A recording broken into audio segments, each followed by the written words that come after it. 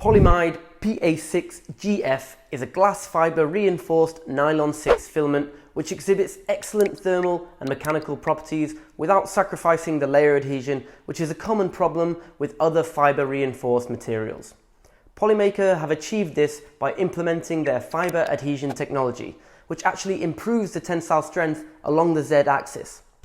Fiber adhesion technology works by optimizing the surface chemistry of the fibers to achieve a better dispersion and bonding within the polyamide matrix. This creates a rigid nylon with boosted heat resistance, which is perfect for printing gears, fixtures in engine bays, lab equipment, or high velocity airflows. Printing PolyMide PA6-GF will require a hardened nozzle and an extruder with a temperature capable of reaching 280 degrees. However, thanks to warp-free technology, it can be printed on an open bed without the need of an enclosure.